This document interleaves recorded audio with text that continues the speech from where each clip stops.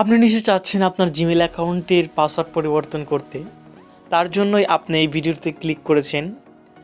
তো আমরা এই সবাই কিন্তু এই জিমেল অ্যাকাউন্টের সাথে সম্পর্কযুক্ত।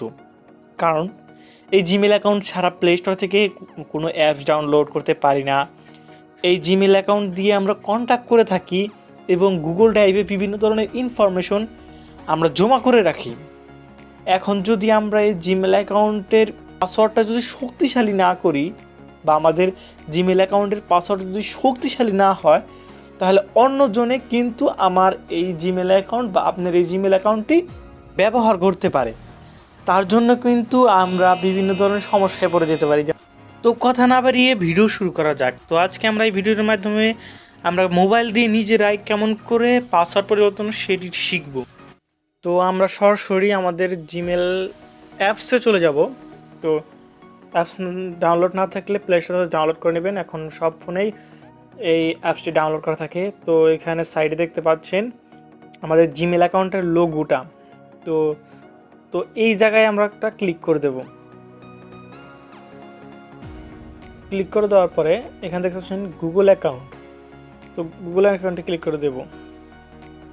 গুগল অ্যাকাউন্টে ক্লিক করে দেওয়ার পর এখানে দেখতে পাচ্ছেন পার্সোনাল ইনফো বা পার্সোনাল ইনফরমেশন। তো এখানে আমাদের সব পার্সোনাল ইনফরমেশনগুলো তথ্যগুলো আছে। তো এখানে আমরা ক্লিক করে দেব, মানে এই সাইডে আনবো। তো আমাদের এখানে অনেকগুলা অপশন আছে।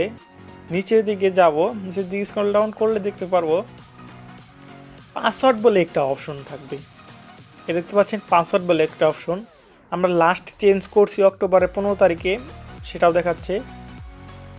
তো এখানে দেওয়ার পর এখানে আপনার ইন্টার ইওর পাসওয়ার্ড, মানে আপনার জিমেল অ্যাকাউন্টের বর্তমান যে পাসওয়ার্ডটা আছে সেটা এখানে দিতে বলছে, পুরনো পাসওয়ার্ডটা দিতে বলছে। তো এখানে আপনারা নিজেদের পাসওয়ার্ডটা দিয়ে দিবেন। নেক্সটে চাপ দিয়ে দিবেন। পাসওয়ার্ডটা দিয়ে দেওয়ার পর নেক্সটে চাপ দিয়ে দিবেন। কিছুক্ষণ লোড নেবে। তারপর এখানে দেখতে পাচ্ছেন new password, confirm new password. তো উপরে যে পাসওয়ার্ডটা দেবেন নিচেও সেই একই পাসওয়ার্ড দিয়ে দেবেন। মানে এটা আপনার এখন নতুন যে পাসওয়ার্ডটা দিতে যাচ্ছেন সেটি এখানে দিয়ে দিবেন।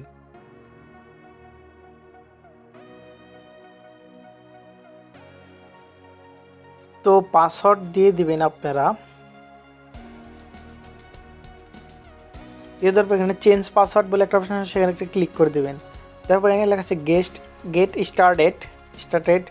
এখানে একটা ক্লিক করে দিলে আপনাদের কিন্তু কনফার্ম, আপনাদের পাসওয়ার্ড পরিবর্তন করার কনফার্ম হয়ে গেলো। আপনারা ইচ্ছা করলে এখান থেকে সিকিউরিটিটা চেক আপ করে নিতে পারেন।